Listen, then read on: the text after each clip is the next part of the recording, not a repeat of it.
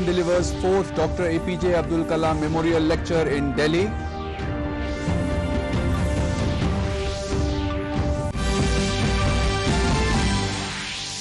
No change made in Army's recruitment process with regards to caste and religious certificates, clarifies Defence Minister Rajnath Singh.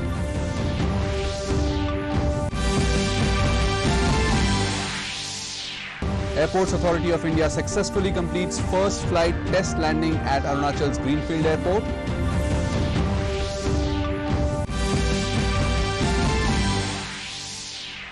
Assam Chief Minister Himanta Biswa Sharma inaugurates state's first solar power plant in Udalguri district.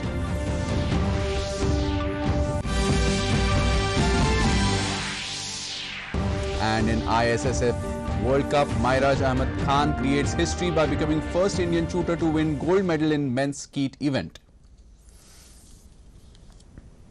A very good evening, viewers. Welcome to the Northeast News Bulletin. This is Ashutosh Sharma bringing to you the stories in detail. In national news first, President Ramnath Kovind delivered the 4th Dr. APJ Abdul Kalam Memorial Lecture in New Delhi today. The President extended his gratitude towards India Islamic Culture Centre's President and Governing Council for taking the principles and teachings of Dr. Kalam to the general public. He said by working towards national integration, the roadmap laid out for India by nation builders like Dr. Kalam is being taken forward.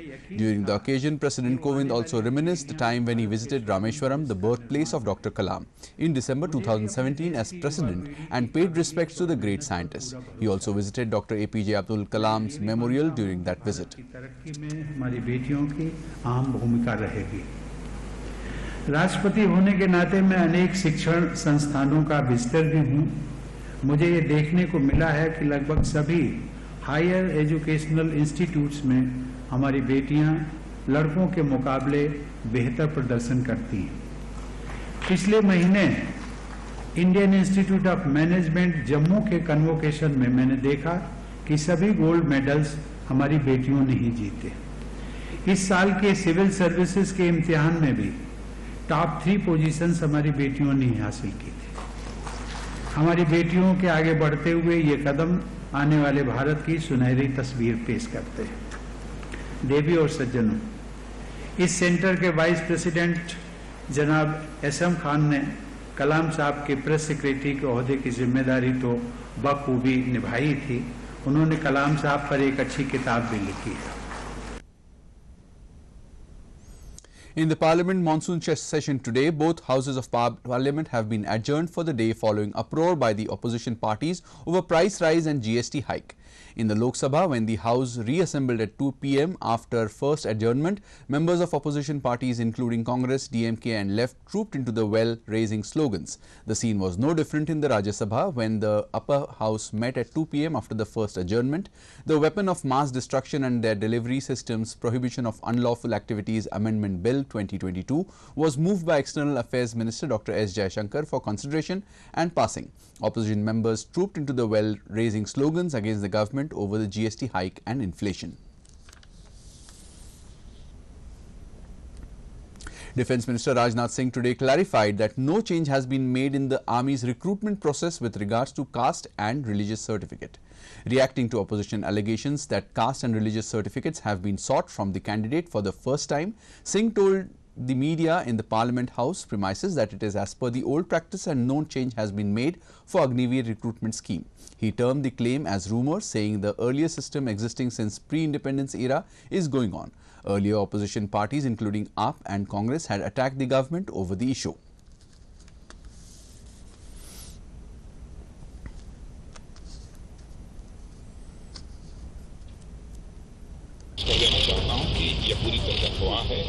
जो पहले व्यवस्था थी हमारी आजादी के पहले से वही व्यवस्था अब तक भी चली आ रही है, उसमें कहीं पर कोई परिवर्तन नहीं हुआ।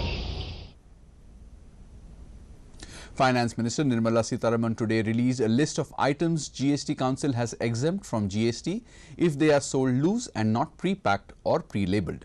They include wheat, pulses, rice, oats, maize and curd among others. In a series of tweets, the Finance Minister said it was considered at various levels including by officers, group of ministers and was finally recommended by the GST Council with the complete consensus of the members. The group of ministers that recommended these changes comprised members from West Bengal, Rajasthan, Kerala, Uttar Pradesh, Goa and Bihar and was headed by the Chief Minister of Karnataka. It carefully considered this proposal, taking into account the tax leakage, said the Finance Minister. An all-party meeting convened by the centre to discuss the Sri Lankan crisis is underway at the Parliament House Annex. The meeting is being chaired by External Affairs Minister S. Jaishankar, Parliamentary Affairs Minister Prahlad Joshi, Minister of State for Parliamentary Affairs Arjun Ram Meghwal and Ministers of State for External Affairs Meenakshi Lekhi, Rajkumar Ranjan Singh and V. Muralidharan are also present in the meeting. It may be mentioned that many political parties had demanded that India should intervene in the crisis surrounding the neighbouring country. The island nation is facing its worst economic crisis in 7 decades. Sri Lanka will go to polls to elect a new president tomorrow.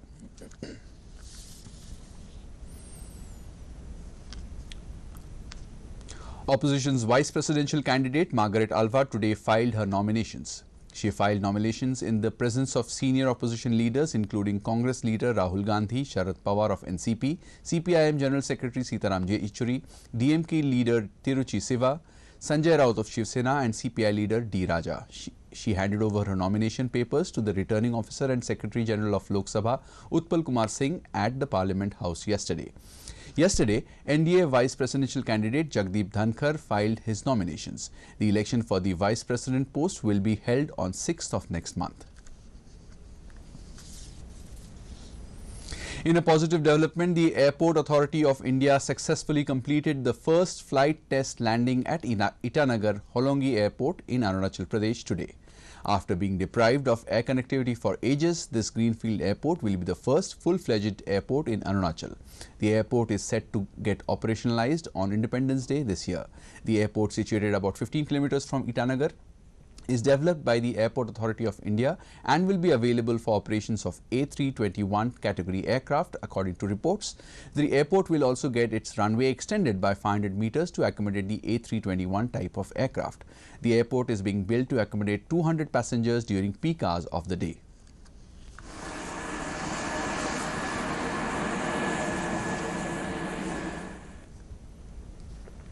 In a huge step towards green energy, Assam's first solar power plant was inaugurated today by Chief Minister Dr. Himanta Biswa Sharma in Udalguri district.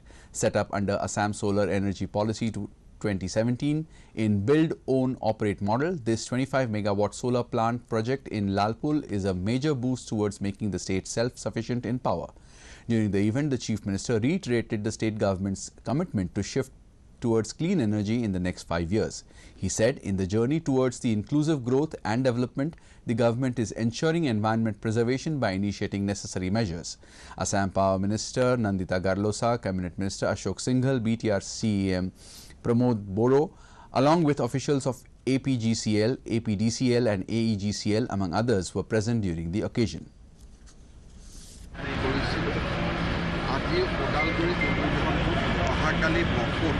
আৰু এটা 25 megawatt ক্ষমতা সম্পন্ন সৌৰ প্ৰকল্প উদ্যোগ তাৰ পৰৱৰ্তী পৰ্যায়ত শিলচৰ আৰু নগাঁও জিলাতো আৰু দুটা 25 মেগাৱাটৰ প্ৰকল্প প্ৰস্তুত কৰি আছে ৰুফটপ সোলাৰ আৰু আন সৰু সুৰা দুই এটা সোলাৰ প্ৰজেক্ট মিলি অসমত টোটেল সোলাৰ কেপাচিটি 215 মেগাৱাটলৈ বৃদ্ধি Meghalaya Chief Minister Conrad Sangma today inaugurated a jackfruit mela in Tura under the state's mission Jackfruit. The mission is aimed at exploring the potential of jackfruit through creation of value chain for jackfruit products and helping entrepreneurs set up small-scale and nano enterprises.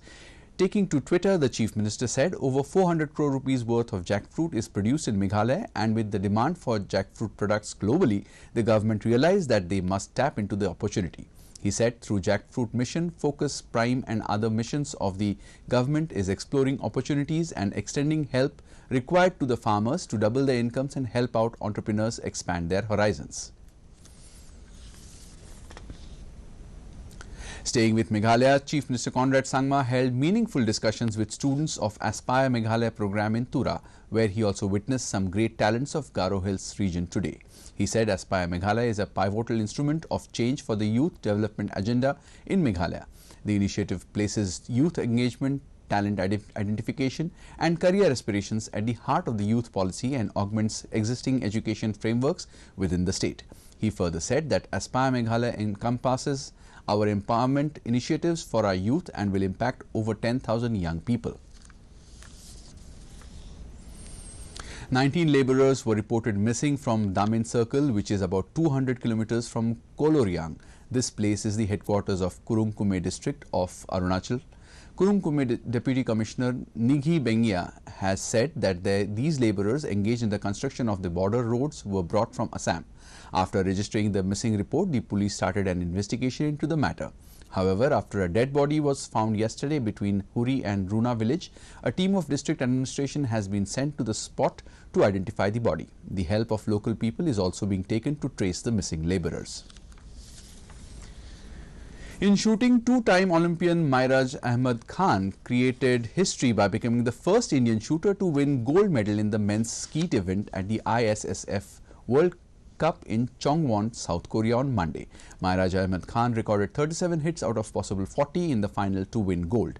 In the qualifying round, Mairaj Ahmed Khan shot 119 from 125 over 2 days of the men's skeet shooting event. In the ranking round, Mairaj Ahmed Khan was up against Germany's Sven Korte, Minki Cho of South Korea and Nicholas Vasilou of Cyprus for another round of 30 targets. The two medals on the day helped India stay on top of the medal standings with 5 gold, 5 silver and 3 bronze medals with 2 more days of competition left.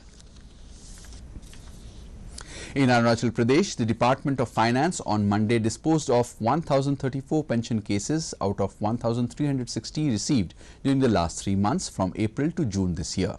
Deputy Chief Minister Chawna Main informed this through his Twitter handle. He said this was possible because of constant guidance of Governor Mishra. Chawna Main said it is their duty to let the retired employees get their benefits without any hurdles after they serve the government for more than 30 years or so.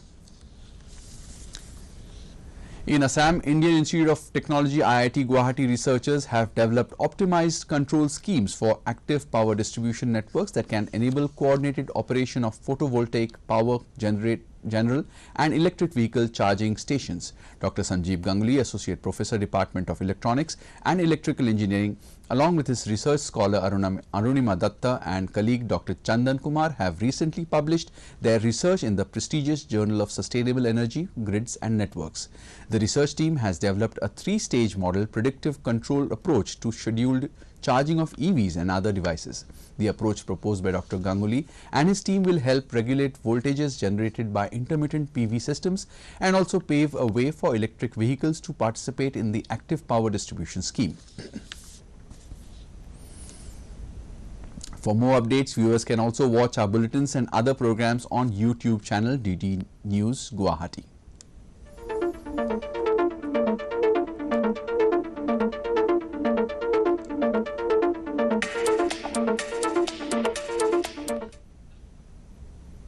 To end the news, the main points once again.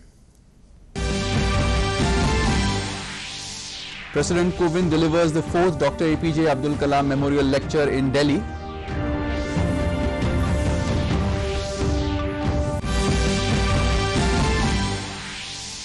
No change made in Army's recruitment process with regards to caste and religious certificates, clarifies Defence Minister Rajnath Singh.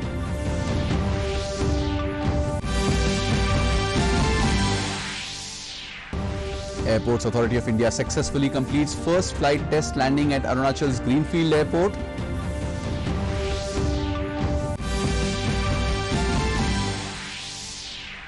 Assam Chief Minister Himanta Biswa Sharma inaugurates state's first solar power plant in Udalguri district.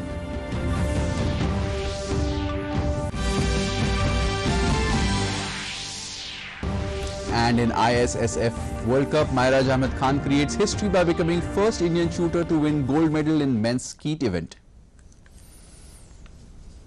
That brings us to the end of this evening's bulletin. Thank you for tuning in. Namaskar.